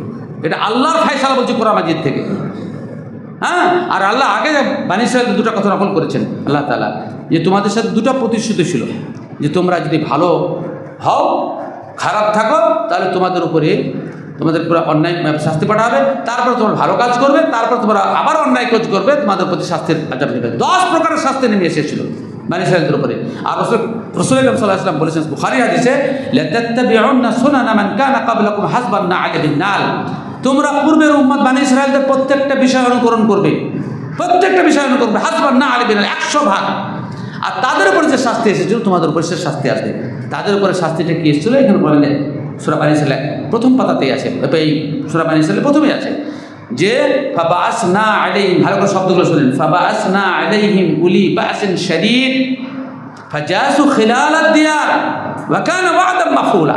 আল্লাহ তাআলা বলছেন যে আমার বান্দাদের মধ্যে যাদের কাছে শক্তি সামর্থ্য আছে, রাষ্ট্রীয় ক্ষমতা আছে, তাদেরকে আমি নির্দেশ দিলাম যে এই বদমাশ মুসলমান যারা কালেমায় শাহাদাত পড়েছে, আল্লাহ ছাড়া কাউরের কথা মানব না বলছে, ইহদিনাস সিরাতাল মুস্তাকিম বলছে, সিরাতাল লাযিনা আনআমতা গায়রিল মাগযুবি আলাইহিম ওয়ালাদ-দাল্লিন বলছে, ইহুদি খ্রিস্টানদের মতো চলবো না বলছে, তারপরে বেঈমানি করছে, এদেরকে তোমরা শাস্তি দাও। ফাজাসু খিলালাদ দিয়ার, এটাই ভয়ঙ্কর, তাদের বাড়িতে ঢুকে গেল।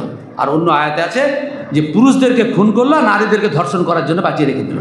ইযাববিহুনা আবনাআকুম ওয়া ইস্তাহয়ুনা নিসাআকুম ওয়া ফি যালিকুম বালাউম মির রাব্বিকুম আযীম, বলছে এটা আল্লাহর পক্ষ থেকে শাস্তি। বেটা ছেলেদেরকে মেরে ফেলা আর নারীদেরকে জিন্দা করে রাখা, এটা আল্লাহর পক্ষ থেকে শাস্তি। বালাউম মির রাব্বিকুম আযীম, বড় মুসিবত, বড় বিপদ আল্লাহ পাঠিয়ে দেন। আর মুলকে সাবার রানী বলেছিল একটা কথা, এগুলো ভালো করে ব্রেনে রাখেন, সতর্ক হন, বাড়ি পরিবারকে সাবধান করেন। শুধু জামা কেনার, হ্যান কেনা, ত্যান কেনা, বাড়ি ঘরা এই নিয়ে ব্যস্ত থাকেন না। দুনিয়াতে কি করে শান্তির সাথে বসবাস করবেন, নেকে আমল করবেন, ভালো কাজ করবেন। আজকে মসজিদ মাদ্রাসা কেন দখল হচ্ছে? কেন দখল হচ্ছে? একে আটকাতে পারবেন? কেন দখল হচ্ছে? আপনি ভাবছেন যেটা আল্লাহর নির্দেশ নেই? আল্লাহর নির্দেশে হচ্ছে, এটা আল্লাহর নির্দেশে হচ্ছে। যখন যে উদ্দেশ্যে নির্মিত সে কাজ হচ্ছে না, তখন আল্লাহ তাকে রাখবেন। একটা গরুকে কিনে নিয়ে এসেছেন, হাল বয়াতে পারে না, তাকে জবাই করে খেয়ে না। যখন মসজিদ আল্লাহর ঘরে যখন তৈরি হয়েছে, সেখানে যখন মুসল্লিই নাই, তো মসজিদ থেকে লাভটা কি? আল্লাহ তাআলা আযাব পাঠিয়ে দেবে। পরিষ্কার কথা। তুমি আল্লাহর উদ্দেশ্যে এত টাকা খরচ করছো, সেখানে নামাজি নাই, দিনদারি নাই, কোনো কিছু নাই। মাদ্রাসাগুলোতে ভণ্ডামো আর গুন্ডামো চলছে, জাকাত ফেতরার মালকে সব লুটে পুটে খাচ্ছে, সর্দাররা সব ভাগাভাগি করে খাচ্ছে, এসব কিছু হচ্ছে। তো আল্লাহ তাআলা যখন দেখছে যে শরীর বেচারা না, তখন আল্লাহ তাআলা মুলকে রানী বলেছিলেন, ইন্নাল মুলুকা ইযা দাখালু ক্বারিয়াতান জাআলু আইজ্জাতা আহলিহা ওয়া কাযালিকা ইয়াফআলুন। যখন রাষ্ট্রশক্তির লোকেরা, পুলিশ বাহিনী, ঠ্যাঙাড়ি বাহিনী যখন ঢুকে, তখন দেশের যারা সম্মানিত লোক তাদেরকে অপমানিত করে ছাড়ে। ওয়া কাযালিকা ইয়াফআলুন, এটাই তারা করবে। আল্লাহ তাআলা নিজে বলছেন এটাই তারা করবে। আপনি কি ভাবছেন যে ভালো লোক, দু চারটা দাড়িওয়ালা লোক, টুপিওয়ালা লোক আপনারা বেঁচে যাবেন? আল্লাহ তাআলা নিজে সতর্ক করেছেন, ওয়াত্তাকু ফিতনাতাল লা তুসিবান্নাল্লাযিনা যালামু মিনকুম খাসসা, যে আযাব শুধু অপরাধীদের জন্য আসে না, সকলের জন্য আসে। সেই আযাবকে ভয় করো। তাহলে কি করতে হবে? ইসলাহের কাজ করতে হবে, ইসলাহের কাজ করতে হবে। আল্লাহ রাসূল সাল্লাল্লাহু আলাইহি ওয়াসাল্লাম আবু দাউদের একটা হাদিসে বলছেন, লা তা'মুরুনা বিল মা'রুফ ওয়া লা তানহাউনা আনিল মুনকার আও লা ইশতাকান্নাল্লাহু আন ইয়াবাসা আলাইকুম ইকাবাম মিন ইনদিহি ফায়াদু খিয়ারুকুম ফাতাদউনা ফালা ইস্তাজাবা লাকুম। আল্লাহ রাসূল সাল্লাল্লাহু আলাইহি ওয়াসাল্লাম বলছেন, ভালো কাজের আদেশ দিবে, মন্দ কাজ থেকে বাধা দিবে, না হলে আল্লাহ নিজের পক্ষ থেকে আযাব পাঠাবে। আর তখন তোমাদের মধ্যে ভালো মানুষ দোয়া করলে আল্লাহ দোয়া কবুল করবে না। আল্লাহ দোয়া কবুল করবে না, সহিহ হাদিস, আল্লাহ দোয়া কবুল করবে না। রাসূল আকরাম সাল্লাল্লাহু আলাইহি ওয়াসাল্লাম বলছেন, আল্লাহ তাআলা কতভাবে আযাব পাঠান? সূরা আনামের 65 নম্বর আয়াতে আল্লাহ তাআলা বলছেন, কুল হুয়াল কাদিরু আলা আইয়াবাসা আলাইকুম আযাবান মিন ফাওকিহি ওয়া মিন তাহতি আরজুলিকুম ওয়া ইয়ালবিসাকুম শিয়া আও ইউযিকা বা'যাকুম বা'সা বা'য আও ইউযিকা কি আছে قل هو القادر على أن يبعث عليكم عذابا من فوقكم ومن تحت أرجلكم ويلبسكم شيعا أو يذيق بعضكم بأس بعض انظر كيف نصرف الآيات لعلهم يفقهون। আল্লাহ তাআলা বলছেন যে চার ভাবে আমি শাস্তি পাঠাই, আমি ক্ষমতা রাখি, আকাশ থেকে, নিচে থেকে। আকাশ নিচে থেকে বুঝতে পারছেন আপনারা, আকাশ থেকে কি আসে, নিচে থেকে কি আসে, ভূমিধস ইত্যাদি। আর আপোষের দ্বন্দ্ব লাগানো, আপোষে যে একটা দ্বন্দ্ব লাগিয়ে দিয়েছে আল্লাহ তাআলা গোটা দুনিয়াতে মুসলমানদের মধ্যে, এটা আল্লাহর কাজ, এটা আল্লাহর কাজ, এটাকে আযাব। এত দ্বন্দ্ব, তারপরে বলছে আমরা খুব ভালো আছি। আল্লাহর আযাবের মধ্যে আমরা আছি। বাড়িতে দ্বন্দ্ব, ভাইয়ের দ্বন্দ্ব, ভাই ভাইয়ের দ্বন্দ্ব, স্বামী স্ত্রীতে দ্বন্দ্ব, মসজিদের কমিটিতে দ্বন্দ্ব, মুসল্লিদের মধ্যে দ্বন্দ্ব, দ্বন্দ্ব ছাড়া তো পুরো একটা জায়গা নাই পৃথিবীর, একটা জায়গা যেখান থেকে সেখানে দ্বন্দ্ব নাই। কাবা বলেন আর মদিনা মসজিদ বলেন, দ্বন্দ্ব নাই একটা জায়গায়, সব জায়গাতে দ্বন্দ্ব আল্লাহ তাআলা দিয়েছেন। আর রাসূল আকরাম সাল্লাল্লাহু আলাইহি ওয়াসাল্লাম এই দুআ করেছিলেন, সাআলতু রাব্বি সালাসান ফাআতানি ইসনাতাইন ওয়া মানা'আনি ওয়াহিদান। আল্লাহ তাআলার কাছে আমি তিনটা দোয়া করেছিলাম, দুটো কবুল করেছেন, একটা আমাকে দিলেন না। সে যেটা দিলেন না সেটা কি, যে আল্লাহ ইয়াজআলা বাইনাহুম বা'সান, তাদের মধ্যে আল্লাহ দ্বন্দ্ব লাগায় না। আল্লাহ বলেন না, ওটা আমি আযাব হিসাবে রেখেছি। আর দুটো শাস্তির কথা আল্লাহ রাসূল সাল্লাল্লাহু আলাইহি ওয়াসাল্লাম দোয়া করেছিলেন, সেটা হচ্ছে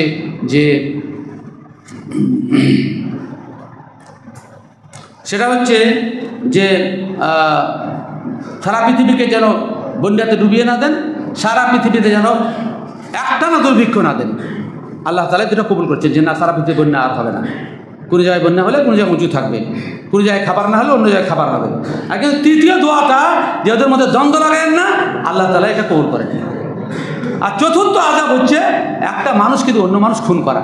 আজকে যে সারা ভারতে খুন হচ্ছে, মুসলিম অমুসলিম নির্বিশেষে সকলেই খুন হচ্ছে, এটা আল্লাহ তাআলার আযাব।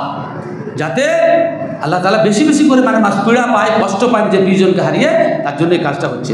সেই বুখারীর হাদিসে আছে, এমন একটা সময় আসবে যে একটা মানুষ খুন করলো, তো পরের পক্ষে পস্তাবে যে আমি কেন খুন করলাম। আর যে খুন হয়েছে তার পরিবাররা বলবে আমার ছেলে লোকটা তো খুব নির্দোষ ছিল, কাউরে কোনো অন্যায় করেনি, কেন খুন হলো। এটা কিয়ামতের পূর্বে হবে, এটা হচ্ছে কিনা আল্লাহ যা বলেছেন। আল্লাহ তাআলা নিজে বলছেন, উনজুর কাইফা নুসাররিফুল আয়াতি লাআল্লাহুম ইয়াফকাহুন, আমার সিদ্ধান্তকে আমি পৃথিবীতে কীভাবে কার্যকরী করছি সেটা তোমরা ভালো করে বোঝার চেষ্টা করো। আপনি আটকাতে পারছেন? এত দ্বন্দ্ব আটকাতে পারছেন? স্কুলে 5টা শিক্ষক আছে, তারপর 2 ভাগ, মাদ্রাসায় 10টা শিক্ষক আছে, 3 ভাগ, কেউ কাউকে মানে না। এটা আল্লাহ তাআলার পক্ষ থেকে আযাব, কিন্তু আমরা সতর্ক এবং সাবধান হচ্ছি না। সেজন্য রাসূল আকরাম সাল্লাল্লাহু আলাইহি ওয়াসাল্লামের পরামর্শ বলি ফিতনার সময়। আর ফিতনা রাসূল আকরাম সাল্লাল্লাহু আলাইহি ওয়াসাল্লাম বলেছেন কিয়ামতের পূর্বে ঘটবে, এবং শুরু হয়েছে। আকাশ থেকে বৃষ্টি বর্ষণের মতন ফিতনা শুরু হবে, ঘরে বাইরে সব জায়গাতে। এই সময় খাঁটি মুমিনের পরামর্শ কি, আল্লাহ রাসূল কি বলছেন? রাসূল আকরাম সাল্লাল্লাহু আলাইহি ওয়াসাল্লাম বলছেন, সালামাতুর রাজুলি ফিল ফিতনাতি আইয়ালজামা বাইতা। একজন খাঁটি মুসলিমের নিরাপত্তা নির্ভর করছে যে ও বাড়িতে অবস্থান করবে, লোকেদের ভিড়ে মিশবে না, যাবে না, 5 জনের সাথে বেশি মিশবে না। হ্যাঁ, আর একটা হাদিসে আছে, আবু যার সম্ভবত বলছেন যে আল্লাহ রাসূল আপনি আমাকে ফিতনার সময়, নওবা বিন আমির সম্ভবত বলছেন যে আপনার পরামর্শ কী? তো রাসূল সাল্লাল্লাহু আলাইহি ওয়াসাল্লাম বলছেন যে তুমি বাড়িতে অবস্থান করো, পাপের জন্য নিজে কাঁদো।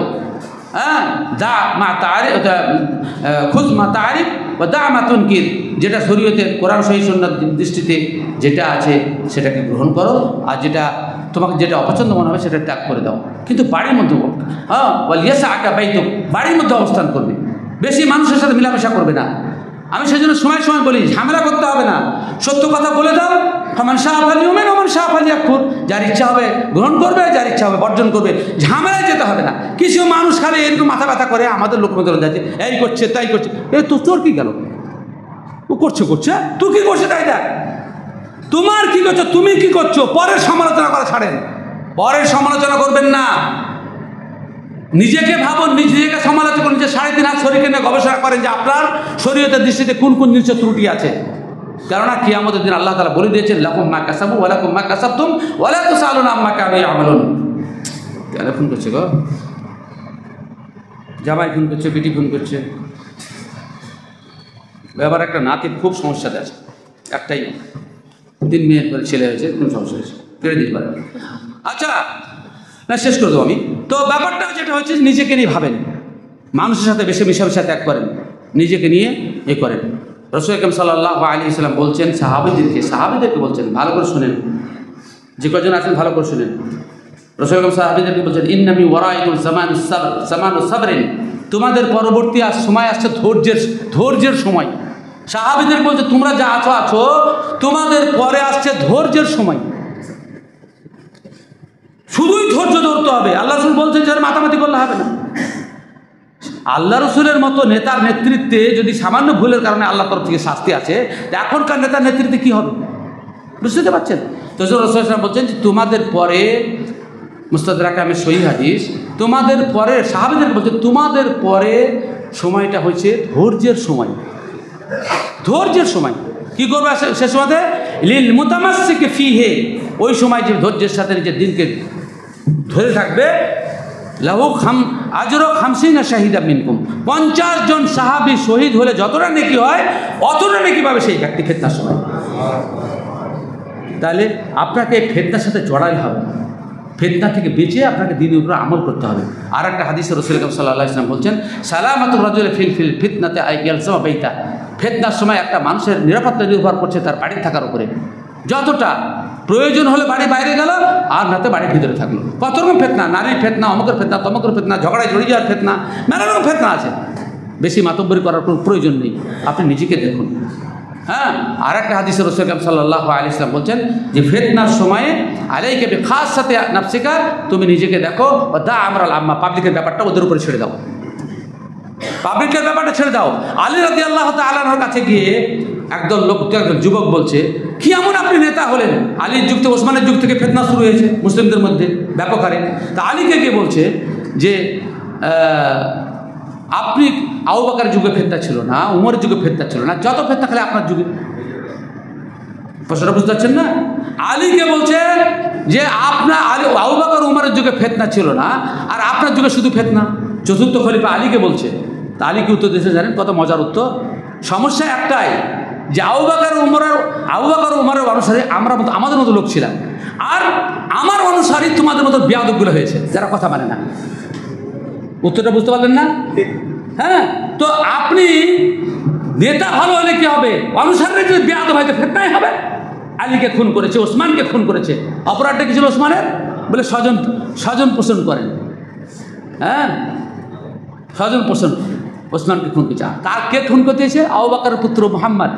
আবু বকরের পুত্র মুহাম্মদকে দাঁড়িয়ে ধরছে প্রথম। কে ধরছে? ওসমানের। কি এমন অপরাধ করেছে ওসমান রাদিয়াল্লাহু তাআলা আনহু যে ওসমানকে আল্লাহ দুটা পিটিয়ে দিয়েছেন, যুন্নুরাইন, দুই আলোর মালিকওয়ালা বলে উপাধি দান করেছেন, যে ওসমান থেকে ফেরেশতারা পর্যন্ত লজ্জা করতেন, যে ওসমানকে জান্নাতের সুসংবাদ আল্লাহ তাআলা আগে দিয়েছেন, সেই ওসমানকে খুন করার জন্য আবু বকর খলিফার পুত্র মুহাম্মদ গিয়ে দাঁড়িয়ে দিচ্ছে। হ্যাঁ, আপনারা ঠিক করে চালান না রাষ্ট্র, অমুককে দেন না, অমুককে দেন না, শুধু নিজের লোককে দিচ্ছে। আরে সাহাবী যাদের সাথে আল্লাহ তাআলা আগাম ক্ষমা করে দিয়েছেন তার সম্পর্কে এরকম কথা। আর ওসমান রাদিয়াল্লাহু তাআলা তখন বলেছিলেন যে তোমার বাবা আবু বকর বেঁচে থাকলে এই দৃশ্য পছন্দ করতেন না, তো লজ্জায় ছেড়ে চলে গেল। তারপর আর একজন দাড়িওয়ালা যুবক এসে তাকে খুন করল। আপনি চিন্তা করতে পারেন এই সমস্ত লোকেরা যারা স্টেজ গরম করতে পারে, রাস্তা গরম করতে পারে, মসজিদ গরম করতে পারে না, ইবাদত গরম করতে পারে না, তাহাজ্জুদ নাই, ইবাদত নাই, হারাম খরিদে তাদের মধ্যে নাই, পোশাকে ঠিক নাই, দাড়িতে ঠিক নাই, শরীর ঠিক নাই, বিবির সাথে সম্পর্ক ভালো নাই, হ্যাঁ, কোনো দিকে কিছু নাই, আর তারা মুসলমানদের ত্রাতা হয়ে পথে নামাচ্ছে এবং খুন করাচ্ছে। এই বক্তব্য যারা হয়তো যদি সোশ্যাল মিডিয়ায় যাচ্ছে কিংবা পরে যদি পোস্ট হয়, তা আমার কাছে কত হাজার গাল খেতে হবে, অসুবিধা নাই। যত হাজার গাল খাবো তত হাজার নাকি পাশে লেখা হবে, অসুবিধা কিছু আমার নাই। কিন্তু সত্য কথা আমাকে বলতেই হবে যতক্ষণ বেঁচে আছে। আমার তো বেশি দিন নাই দুনিয়াতে, কয়েকবার তো যাবার জন্য প্রায় ঘন্টা বেজে গেছিলো, আবার আল্লাহ হয়তো কিছুদিন ছাড় দিয়েছেন তাই। আর আমি আর ওসব শখ থাকবো নাই, জীবনের যত মজা সব লুটে নিয়েছি, এখন আখিরাতের মজা নেওয়ার জন্য প্রস্তুত আছি। সারা জীবনে এই পথে হেঁটেছি, এত মানুষের ত্রুটি বিচ্যুতি আছে। আমি একটাই কথা বলতে চাই যে এই বিপদের সময় আমাদের করণীয় হচ্ছে রাসূল সাল্লাল্লাহু আলাইহি ওয়াসাল্লামের নির্দেশ, ওয়াইজা ফাজিআহু আমরুন, ভালো করে হাদিসটা শোনেন, ওয়াইজা ফাজিআহু আমরুন, রাসূল সাল্লাল্লাহু আলাইহি ওয়াসাল্লামের যখন কোনো বিপদ সংকেত হতো, বুঝতে পারতেন বিপদ, তখন কী করতেন? বাদারা ইলা সালাত, নামাজে দাঁড়িয়ে যেতেন।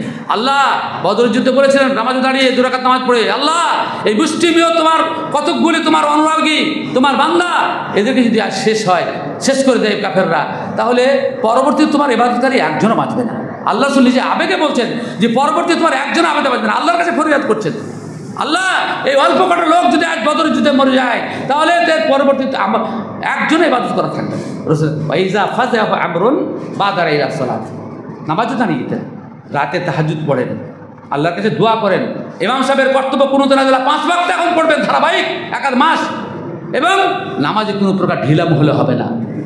যুবকের নয়, যুবতীর নয়, বয়স্ক মানুষের নয়, কাউরির নয়, নামাজ রীতিমতো পড়তে হবে। কেননা আপনি যদি ভালো আমলের উপর আপনার মৃত্যু হয় তো আপনার সৌভাগ্য। অন্তত ফিতনার সময় বেশি বেশি করে ভালো আমল করুন, সদকা দান খয়রাত করুন, আল্লাহকে ডাকুন, কান্নাকাটি করুন। এই সময়ে রাস্তার ধারে বসে বসে গল্প করার নয়, আল্লাহমুখী হন। রোম সম্রাট পাঠিয়েছিল উমারকে কেন হারানো যাচ্ছে না, উমারের বাহিনীকে কেন হারানো যাচ্ছে, এর রহস্য উন্মোচন করার জন্য গোয়েন্দা পাঠালো। গোয়েন্দারা গিয়ে কী দেখছে যে সারা রাত ধরে সব তাহাজ্জুদ পড়ছে আর দিনের বেলায় যুদ্ধ করছে। এসে রিপোর্ট দিয়েছিল যে ওদেরকে হারানো যাবে না, এদের পাওয়ার হাউস দুনিয়াতে নাই, এদের পাওয়ার হাউস আকাশে আছে। সারা রাত ধরে সেখান থেকে শক্তি সংগ্রহ করে আর দিনের বেলায় সেটা প্রয়োগ করে। হুম ফিল লাইলি রুহবান ওয়া ফিন নাহারি ফুরসান, এরা রাতের বেলায় যোদ্ধা আর দিনের বেলায় দরবেশ সাধক, আল্লাহর সাথে সাধনা করে যে আল্লাহ যেন না হেরে যায়। নিজের শরীরের শক্তি, সম্পদের শক্তি, জনশক্তি, এসবের কোনো মূল্য নেই। আল্লাহ যদি আমার নাসর ইল্লা মিন ইনদিল্লাহ আল্লাহ তানসুরুল্লাহ ইয়ানসুরকুম ওয়া ইউসাব্বিত আকদামাকুম কোরআন পড়েন, আপনি নিজে উত্তর পেয়ে যাবেন। সেই জন্য আমার কথা আমি শেষ লম্বা করতে চাই না। আল্লাহ রাব্বুল আলামিনের কাছে দোয়া করি, আল্লাহ রাব্বুল আলামিন এই সহজ সরল সত্য কথাগুলো বোঝার তৌফিক দান করেন। আরও কতগুলো কথা বলি 5 মিনিটের মতো। আমরা মুসলিমদের দ্বারা মুসলিম নির্যাতিত হওয়ার ঘটনা অনেক জানি। ইমাম আহমদ বিন হাম্বাল, ইমাম আবু হানিফা, ইবনে তাইমিয়া, ইবনুল কাইয়িম এবং বড় বড় ওলামায়ে কেরাম যাদের বিশ্বজোড়া প্রভাব ছিল, তারা প্রচুর নির্যাতিত হয়েছেন। অনেক যুবক তাদেরকে প্রভাবিত করতে চেয়েছে, কিন্তু তারা খুনের দায় নিতে চাননি যে আমি কিছু লোককে জমা করবো, রাষ্ট্রের শক্তি সে খুন করে দেবে, তো এর দায় আমি নিতে পারবো না। ইমাম বুখারী লোক সংগঠিত করেননি, এত বড় মুহাদ্দিস যার সারা বিশ্বে সুনাম ছিল, তিনি লোকেদেরকে বলতেই পারতেন যে আমার প্রতি এত অত্যাচার করতে তোরা সংগঠিত হও। আমাকে যখন অ্যারেস্ট করে সাগরদী থানাতে নিয়ে আসে, প্রথমবার সাগরদী থানাতে নিয়ে আসেনি, আমাকে ডেকে পাঠিয়েছিল, আমাকে যখন লকআপে পুরে দেয় তখন আমি গেছিলাম নিজে একাই থানায়, আমি কাউকে ডেকে নিয়ে যাইনি। তো গোটা এলাকার লোক কে মাইকিং করে দিয়েছে, গোটা এলাকার লোক থানায় চলে এলো, আর সঙ্গে সঙ্গে গোটা স্টাফ রাইফেল নিয়ে রাইফেল গুলি টুলি ভরে একদম প্রস্তুত, কিছু হলেই গুলি চালাবে এরকম পরিস্থিতি। আমি শতবার অনুরোধ করছি লোকেদেরকে, আমার একটাই ভয় করছিল যে আমার কারণে যদি লোকের মৃত্যু হয় তো কাল কিয়ামতের মাঠে আমি দায় নিতে পারবো না। যদিও আমি ডাকিনি, তবু এসছে বহু। যাই হোক, ওখানকার প্রধান শামসুল হুদা ছিল, ওর কাছে কোনো রিপোর্ট এলো এবং লোককে বুঝিয়ে টুঝিয়ে ফেরত নিয়ে গেল। ব্যাপারটা হচ্ছে যে আমি যেখানে আটকাতে পারবো না, আমি যেখানে ক্ষতি আনতে পারবো না, আমি যে লাভের জন্য করছি তার থেকে যদি ক্ষতি হয়, ওলামায়ে কেরাম পরামর্শ দিয়েছেন যে লাভের থেকে যদি ক্ষতির আশঙ্কা হয় তাহলে জিহাদ ফরজ নয়। তবুও আমাদের মধ্যে কিছু লোক আছে কোরআন মাইদের শুধু কোরআন হাদিসে শুধু ওই দলিলগুলো পায় যেখানে একজনা বলছে আমার খুন খালি টকবক করছে, ফেলে তোর রক্তকে। সেদিন মোহাম্মদপুরে একজন বলছে আমার রক্ত খালি টকবক করছে। আমাদের রক্ত ঠান্ডা হয়ে গেছে। যে রক্ত নিজের জায়গাতে আসল জায়গাতে টকবক করে না, ইবাদত টকবক করে না, হালাল ভাড়ার কাছে বাঁচতে পারে না, সে রক্ত খালি অন্যকে বাঁচতে চালানোর জন্য টকবক করে। সেই রক্তের মুখে ঝাঁটা, এই রক্তের মুখে ঝাঁটা, ও রক্তের কোনো দাম নাই। রক্তকে নিজের সঠিক কাজে ব্যবহার করতে হবে। রক্ত খালি যেখানে সেখানে গড়ালে হবে না। হ্যাঁ, গলা পেতে দেওয়ার নাম যুদ্ধ নয়, এটা মনে করে রাখবেন। যুদ্ধের আসল উদ্দেশ্য হচ্ছে শান্তি প্রতিষ্ঠা। যুদ্ধের আসল হচ্ছে যে ক্ষতির মধ্যে সে ক্ষতিকে আটকানো, সেটা না করে আর যদি ক্ষতি বেশি হয় তাহলে সে কাজ করা যাবে না। ইসলামে হারাম, ইসলামে হারাম একদম পরিষ্কারভাবে ওলামায়ে কেরাম ফতোয়া দিয়ে রেখেছেন, দলিলও দিয়েছেন, মেলা দলিল, সেসব নিয়ে ওলামায়ে কেরাম বুঝতে পারবেন, সেসব নিয়ে আলোচনা পর্যালোচনা হতে পারে। আমি এই ফিতনার সময়ে করণীয় কি আপনাদেরকে মুহাদ্দিসিনে কেরামদের রীতিনীতি, ইমাম বুখারী রাহমাতুল্লাহ আলাইহি যেখানে যান তাড়িয়ে দেয়, যেখানে যাই তাড়িয়ে দেয়, পুলিশে তাড়িয়ে দেয়, যেখানে যায় তাড়িয়ে দেয়। রাস্তার ধারে মৌত হয় ইমাম বুখারী, জানেন আপনারা? ফুটপাতে মৃত্যু হয়ে যাবে ইমাম বুখারী, জায়গাও পাননি, মৃত্যুর সময় কোনো লোকও ছিল না। নিজের বইয়ের বান্ডিল নিয়ে ঘাড়ে করে নিয়ে লেখার বইগুলোকে নিয়ে ঘুরে বেড়াচ্ছিলেন, শেষকালে রাস্তার ধারে পড়ে মৃত্যু হয় ইমাম বুখারী রাহমাতুল্লাহ আলাইহি। এত কষ্ট পেয়েছেন তাও সংগঠিত করেননি। আমাদের জন্য পূর্বের লোকেদের সমস্ত উৎস আমাদের মধ্যে বিদ্যমান, তারা চাননি যে খুনোখুনি হোক। আমার কারণে লোক খুন হবে, আমি আটকাতে পারবো না, এ কাজ করা যাবে না। আমি যে কোনো সময় উত্তেজিত বক্তব্য দিলাম, আর মানুষ কিছু ক্ষতিগ্রস্ত হয়ে গেল, এই কাজটা করা যাবে না। হ্যাঁ, সবসময় শান্তি বহাল রাখেন, শান্তি বহাল রাখেন। অল্প ক্ষতি হলে সেটাকে সবুর করেন, ধৈর্য ধর করেন। আল্লাহ রাব্বুল আলামিন তার বিনিময়ে আপনাকে অনেক কিছু মজুরি প্রদান করবে। হ্যাঁ, আমি যে কথা বলছি মনে প্রাণে বিশ্বাস করে বলছি, দলিল সহ বলছি। এরপরেও যদি কেউ ভুল বুঝে সেটা তার ব্যাপার, তার হৃদয় সম্পর্কে আল্লাহ জিজ্ঞাসা করবেন, আমার এলমি সম্পর্কে আল্লাহ তাআলা আমাকে জিজ্ঞাসা করবেন। সেজন্য একটা কথাই বলি, মাথা ঠান্ডা রাখুন। পরিস্থিতি খুবই গভীর, এখন আল্লাহমুখী হন। সমাজে যে সমস্ত অন্যায় কাজগুলো হচ্ছে সকলে মিলে তওবা করুন। হ্যাঁ, এবং ভালো কথা আছে, মসজিদকে পূরণ করুন ইনশাআল্লাহ আজিজ। আল্লাহ নিজে বলছেন ফাইন হত্তু মোদনা, তোমরা ফিরে এলে আমি আমার সিদ্ধান্ত প্রত্যাহার করে নেব। সুতরাং আমরা ভালো হয়ে যাই, আমরা নিজেরা ভালো হয়ে যাই। আল্লাহ তাআলা ইচ্ছা ব্যতীত বিপদ আসে না। মা হুম বিযাররিন মিন শাইইন ইল্লা বিইজনিল্লাহ। আল্লাহ তাআলা সূরা সূরা কাদ আফলাহা মানে 28 পারাতে আল্লাহ তাআলা নিজে বলছেন কাদ সামি আল্লাহ কাদ সামি তুজাদিলুল্লাতি। সূরা মুজাদালাতে আল্লাহ তাআলা নিজে বলছেন ওমা হুম বিযাররিন মিন শাইইন ইল্লা বিইজনিল্লাহ। কত কথা, এর থেকে বড় দলিল কি হতে পারে? ওমা হুম বিযাররিন মিন শাইইন। মৌলবি বসে আছে এখানে, জিজ্ঞাসা করেন যে নাকের উপরে মিন আসলে কি হয়? একটা অনির্দিষ্ট শব্দের উপরে মিন যদি এসে যায় তাহলে তুচ্ছ বিষয়, অর্থাৎ তোমাদেরকে তুচ্ছতম কষ্ট বিরোধীরা দিতে পারে না আল্লাহর ইচ্ছা ব্যতীত। আল্লাহর ইচ্ছা ব্যতীত তুচ্ছতম শাস্তি বিরোধীরা, তোমাদের শত্রুরা দিতে পারে না ইল্লা বিইজনিল্লাহ, আল্লাহর হুকুম ছাড়া। তাহলে আমাদেরকে কেন কষ্ট দিতে পারছে? আমরা নিজের আমলের জন্যই কলঙ্কিত। আমাদের বেলডাঙ্গার মা ও বোনেরা বাজারে যেভাবে বাজার করতে যায়, যেভাবে ঘুরে ফিরে বেড়ায়, যেভাবে পর্দাপশি দাঁড়ায়, যেভাবে পুকুরে স্নান করে, হ্যাঁ, রাস্তার ধারে আপনারা উপভোগ করেন, যেভাবে তামাশা করে টিউবওয়েলের পাশে বসে, হ্যাঁ, আর শরীয়ত বিরোধী কার্যকলাপ তো কিছু কত চলছে তার তো হিসাব কিতাব নাই। হ্যাঁ, আর ঈদ, বকরা ঈদ, জলসা, যে সমস্ত শাড়ি এবং রকমারি পোশাকের যে ঝঙ্কার, এগুলো ভাবছেন যে সস্ত, ছোটোখাটো পাপ। এগুলা বড় পাপ, বড় পাপ। আল্লাহ তাআলা তওবা করতে বলেছেন, তুবু ইলাল্লাহি জামিআন আইয়ুহাল মুমিনুনা লাআল্লাকুম তুফলিহুন। পরিত্রাণ পেতে হলে এ ব্যাপারে তওবা করো, ভালো হও, ভালো হও, ভালো হও। কিন্তু না, কোনো কিছুই না। কি আহলে হাদিস, কি বিদাতি, কি হানাফি, কি হিন্দু, সব ঘুলে মেলে একাকার। হ্যাঁ, আমরা কেউ কাউরির থেকে পৃথক নই। হ্যাঁ, মুখে খালি দাঁড়িয়ে আছে, নামটা খালি আছে, বাকি আচরণে, কাজে কামে, ওয়াজা মে তুম হো না সারা, তামাদ্দুন মে হুনুদ, এ মুসলমান হ্যাঁ জিনে দেখ কর শর্মাই। ইহুদিরা লজ্জা পায় আমাদের আচরণ থেকে। হ্যাঁ, এখান থেকে আমি শেষ করছি।